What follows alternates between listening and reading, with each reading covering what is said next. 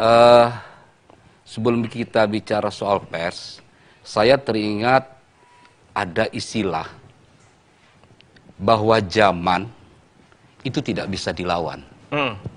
Zaman seharusnya bisa kita jadikan sebagai kawan. Artinya begini, bahwa sekarang zaman sudah berubah. Pers pun seharusnya berubah.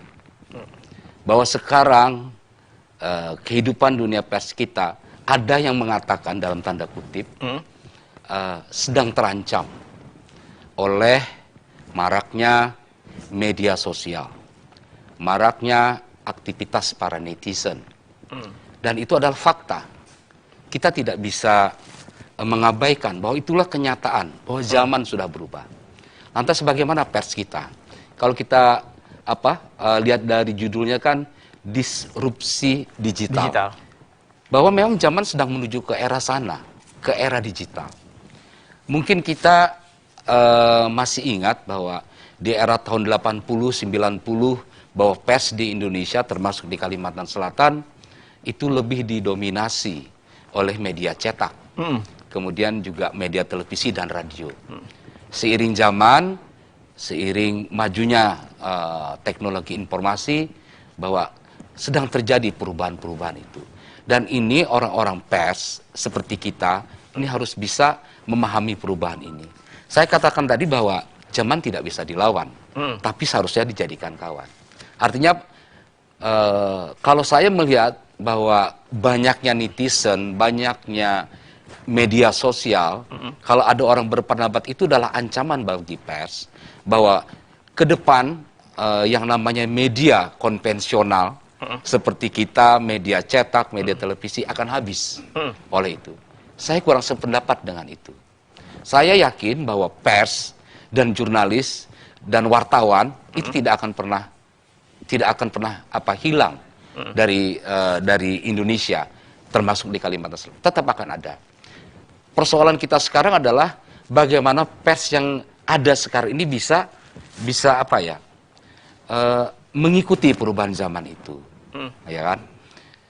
Kalau saya lihat pers sekarang, pers konvensional seperti media cetak, radio atau televisi bahkan, katanya terancam oleh kehadiran netizen dan media sosial yang semakin marak. Itu adalah fakta. Nah, kalau saya melihat bahwa pers dan wartawan tidak akan pernah hilang. Mungkin berganti saja. Berganti seperti ini. Kita ini, ibarat saya mengutip pendapat Pak senior, wartawan senior kita, Pak Ilham Bintang, mengatakan bahwa pers dan wartawan kita yang ada sekarang itu ibarat seorang penyanyi. Seorang penyanyi yang bersuara bagus. Tinggal bagaimana kita para pers dan wartawan ini bisa memaknai perubahan zaman itu. Dulu kita mungkin menggunakan piringan hitam. Ya. Kemudian pindah ke kaset. Ya, kemudian pindah ke CD, kemudian pindah ke DVD. Era sekarang tentu akan berbeda. Orang sudah punya Spotify, ada YouTube. Perangkatnya pun sudah mulai berbeda. Semua orang punya smartphone. Nah, pers dan wartawan seperti kita harus mengikuti perubahan zaman itu. Memang tidak mudah mengikuti zaman. Banyak insan pers kita, terutama para wartawan, katakanlah yang senior dalam tanda kutip, belum mampu mengikuti zaman itu. Tapi kan kita sebagai seorang wartawan, seorang jurnalis, memang sudah sewajarnya dituntut dari waktu ke waktu untuk selalu belajar, untuk selalu belajar bagaimana berkarya dengan baik. Artinya belajar di sini adalah bahwa zaman kita sudah seperti ini. Kita memiliki teknologi. Bagaimana para wartawan, para katakanlah jurnalis-jurnalis kita yang sekarang ini beda dengan netizen sama media sosial ya. Bahwa kita akan bersaing dengan mereka. Itu adalah faktanya. Bagaimana wartawan, bagaimana pers kita sekarang bisa bersaing dengan para netizen dan para media sosial, itu tentu saja harus belajar, harus beradaptasi, mau tidak mau, ya kan.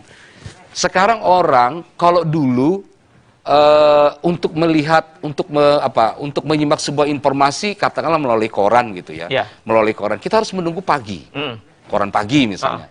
Sekarang sudah tidak ada lagi semacam itu. Hari ini peristiwa 1 jam kemudian sudah muncul. Bagaimana sebuah koran bisa bersaing dengan era digital semacam ini? Itu adalah kenyataannya. Kemudian seperti saya katakan tadi, bahwa kita sebagai seorang wartawan, seorang jurnalis harus beradaptasi dengan kondisi yang ada. Nah, beradaptasi ini adalah belajar. Belajar dan terus belajar. Jadi itulah tantangan yang dihadapi oleh pers Indonesia sekarang, termasuk di Kalimantan Selatan. Mau tidak mau, kawan-kawan wartawan harus bisa beradaptasi dengan kemajuan teknologi itu dan kecepatan. Orang butuh kecepatan sekarang. Nah, cepat saja tentu saja tidak benar, kurang pas.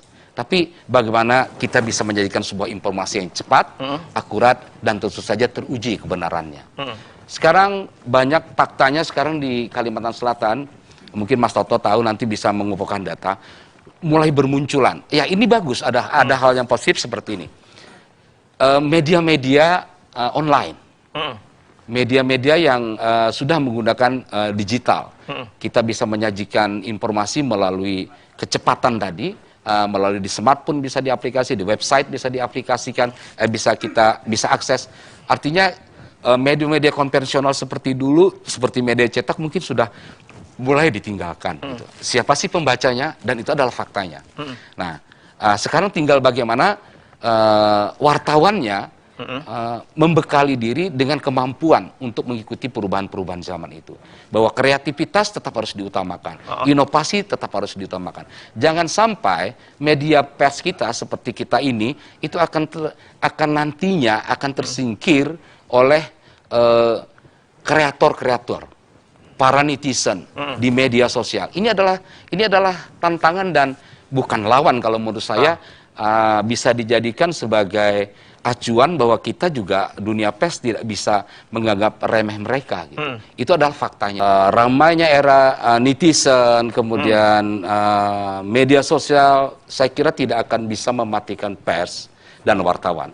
Dalam arti begini, keunggulan kita, makanya saya mengatakan bahwa kita harus beradaptasi ya, beradaptasi mengikuti perkembangan zaman. Keunggulan kita yang ada sekarang, kita menguasai apa yang namanya kode etik jurnalistik. Itu benar. Kemudian kita dilindungi oleh Undang-Undang Pokok Pers. Itu sangat pasti. Sehingga kenapa seharusnya kita keunggulan yang dimiliki oleh kita sekarang itu dimanfaatkan dengan baik. Dimanfaatkan dengan baik dengan memanfaatkan teknologi yang ada. Artinya kita tidak lagi sekarang berpangku kepada platform yang lama. Zaman sudah berubah. Dengan modal keunggulan yang kita miliki itulah kita seharusnya bisa lebih maju. Nah, artinya begini, netizen dan media sosial tentu mungkin tidak seperti kita, mungkin mereka tidak memiliki latar belakang jurnalistik. Karena kata Mas Toto, mereka hanya mengutamakan kecepatan. Kecepatan dan kecepatan. Dari sanalah kenapa seringkali terjadi berita yang bias, kemudian tidak bisa dipertanggungjawabkan sepenuhnya. Nah, kemudian ada anggapan bahwa saya sependapat bahwa sekarang muncul media-media online, ya Mas Toto ya, tapi juga mengikuti tren yang dilakukan oleh para netizen dan media sosial. Nah, persoalannya sekarang di sini adalah ada perbedaan etos kerja, spirit jurnalis antara, mohon maaf nih, angkatan lama gitu ya, dengan yang wartawan-wartawan baru yang muda-muda, mungkin yang muda lebih energik, menguasai teknologi, tapi ketelitian mungkin akan jauh berbeda dengan di zaman kami ya.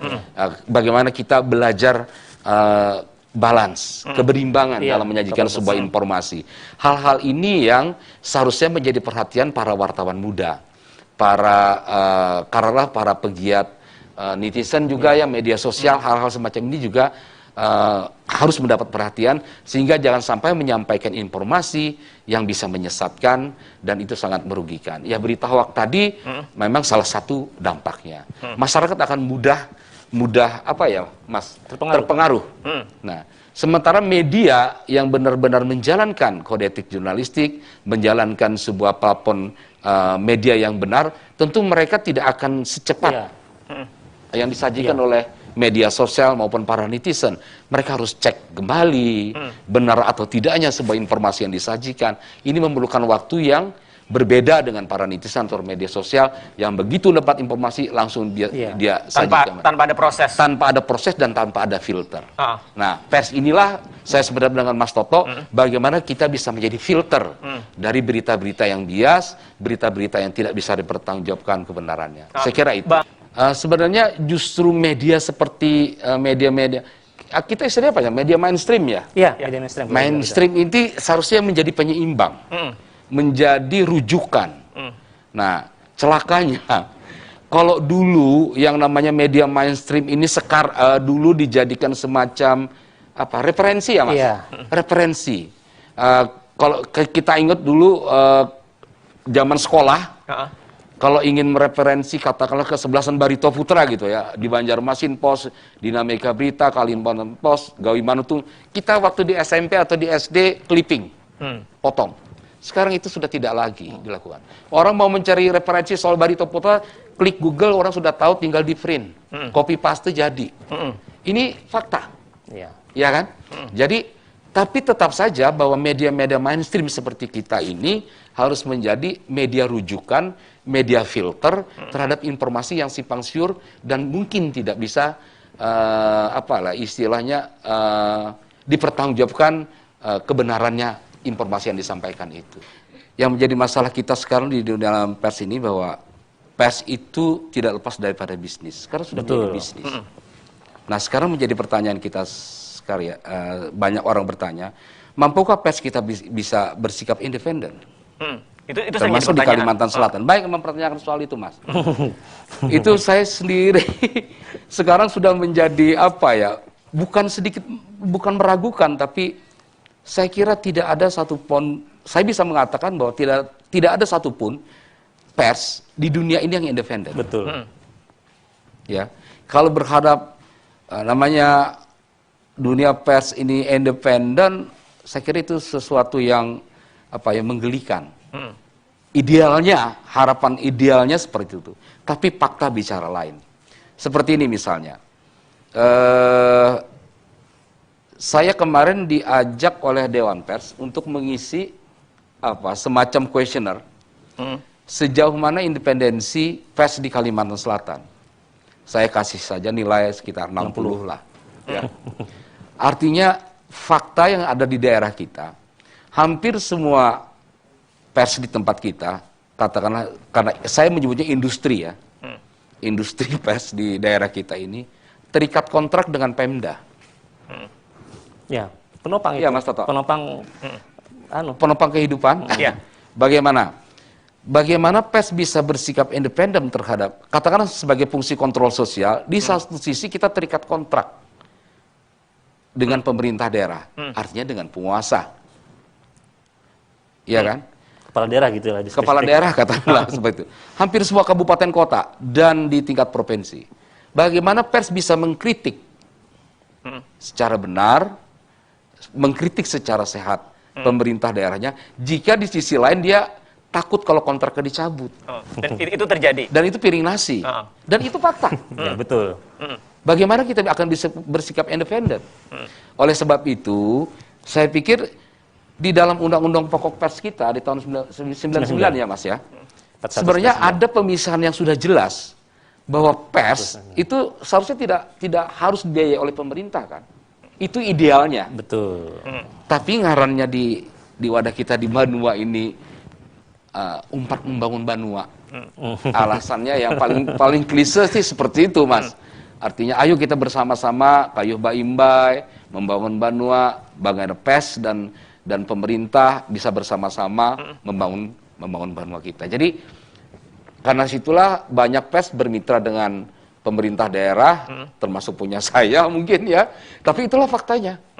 Sehingga kita mengkritik agak segan. Jangan-jangan nanti kontrak kita diputus. Sementara di sanalah salah satu sumber penghasilan dari pers. Dan itu faktanya. Kemudian independen kita juga seringkali dalam arti apa ya? Setengah hati. Terhadap hal-hal tertentu kita independen. Tapi terhadap hal-hal lain kita mungkin berpihak. Misalnya begini, contoh kasus. Ketika ada kebijakan, mohon maaf, saya kurang sependapat dengan itu. Ada kebijakan, contohnya adalah jangan menggunakan kantong plastik.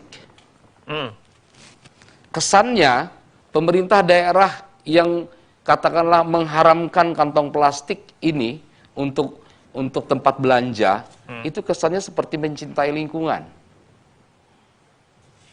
Tapi faktanya, PES besar-besar, wah ini pemerintah daerahnya peduli terhadap lingkungan, anti dengan plastik, karena plastik sudah mencemari sekian lama lautan dan segala macam, sungai dan segala macam.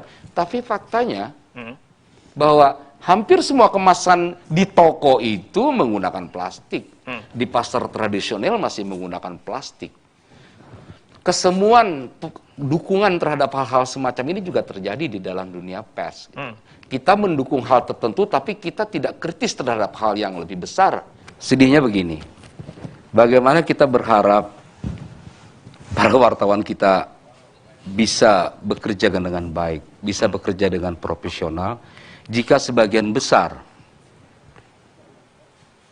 pendapatan mereka masih di bawah standar. Dan itu faktanya. Di Kalimantan Selatan saja itu yang terjadi. Ada perusahaan pers yang katakanlah sudah berumur ya, cukup tua gitu, tapi menggaji karyawannya masih di bawah standar. Ini kan menyedihkan. Tapi alhamdulillah kalau media saya enggak ya. Tanya ya wartawannya nanti.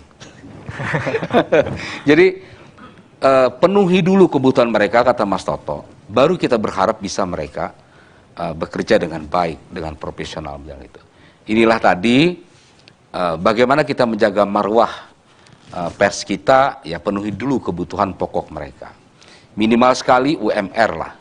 Ya Mas ya? Betul. UMR. Termasuk Nah, hak ini perlindungan lain ya. Dan perlindungan BPJS segala macam.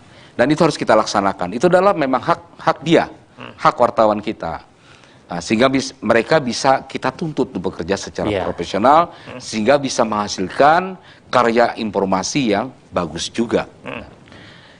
Kalau kita tidak bisa memberikan hak-hak mereka, hak para pekerja jurnalis ini dengan baik, apa yang kita bisa harapkan dari mereka? Itulah kenapa kemudian muncul yang namanya, kalau kita menyebutnya apa? Bebuan interpret, ya lah, WTS, WTS, wartawan tanpa surat kabar. Dulu istilahnya. Ya, istilahnya seperti itu. Cuma modal assalamualaikum gitu kan, masuk ke dalam, ketemu kepala dinas, ketemu Pak Bupati, ketemu Pak Wali Kota, kepala bagian dengan membawa berbagai data, ya seperti cerita Mas Toto tadi, itu kenyataannya. Itu satu sisi. Artinya perbaiki dulu kualitas hak para pekerja jurnalis kita. Itu yang paling utama. Yang kedua adalah bagaimana kita bisa bersikap profesional wartawan kita, ya tentu saja tergantung kepada si wartawan itu sendiri, dunia pers itu sendiri. Bagaimana menyikapi perubahan-perubahan zaman, menyikapi majunya perkembangan teknologi. Nah, artinya kita jangan sampai tertinggal dari perkembangan itu. Kata Mas Toto tadi, sekarang anak-anak muda mungkin sudah tidak membaca koran, dan itu memang kenyataannya. Siapa yang membaca koran lagi gitu kan? Mereka asyik dengan smartphone-nya, informasi ada di ujung jari, tapi informasi apa yang mereka mereka lihat juga mungkin akan berbeda dunianya dengan dunia kita sekarang. Tapi saya melihat bahwa ke depan yang paling penting itu adalah bagaimana pers kita bisa menyajikan informasi ataupun sebuah produk yang bisa menginspirasi. Ada anggapan, mulai sekarang mungkin aku kada tahu juga nih, apakah masih berlaku istilah bad news is good news. Mudah-mudahan tidak lagi ya. Good news is a good news. Saya setuju itu. Good news is sekarang. Sekarang bad news is good news, sekarang good news is news. Istilahnya berita bagus itu sepertinya tidak berita gitu, padahal tidak. Sekarang berita bagus juga berita. Gitu. Dulu kan berita jelek, ada bencana, ada orang berkelahian, ada kebakaran segala macam. Orang suka membaca berita-berita penderitaan yang buruk. Nah, sehingga kita jarang membuat berita-berita bagus yang menginspirasi orang, menginspirasi masyarakat untuk melakukan hal yang sama. Sehingga di sini akan menimbulkan efek domino peran pers di sini bisa menimbulkan efek domino, masyarakat juga bisa melakukan hal-hal yang baik gitu. Saya setuju dengan Mas Toto tadi bahwa katakanlah sekarang banyak berita-berita hoax yang harus menjaga keberagaman tadi gitu kan, menginspirasi bagaimana kita menjaga pluralisme kita di negeri ini, di Kalimantan Selatan gitu, terhadap gempuran berbagai informasi di media sosial yang katakanlah merongrong negara kesatuan Republik Indonesia dengan berbagai caranya. Artinya itu yang harus dipahami. Tidak penting berita sensasional luar biasa, tetapi kemudian bagaimana persatuan kita menjadi tercederai di situ. Betul. Jadi bagaimana pers sekarang juga membuat berita-berita bisa menginspirasi, meningkatkan empati misalnya. Kemarin cukup bagus banyak kawan-kawan pers memberitakan masalah banjir. Di mana-mana katakanlah itu sebuah berita musibah, tapi dengan bantuan pers masyarakat Kalimantan Selatan mulai tergerak. Akhirnya muncul gerakan-gerakan untuk memberikan bantuan. Ini kan peran pers ini sangat penting. Bagaimana menggugah masyarakat, memberi inspirasi, kita memberitakan, ada relawan ini ngasih bantuan kepada masyarakat di sini yang dilanda banjir sekian lama tidak dapat bantuan. Ini menginspirasi masyarakat lainnya sehingga berbondong-bondong membangun solidaritas sosial. Ini yang hal-halnya semacam ini yang bisa dilakukan oleh pers di sekarang ini.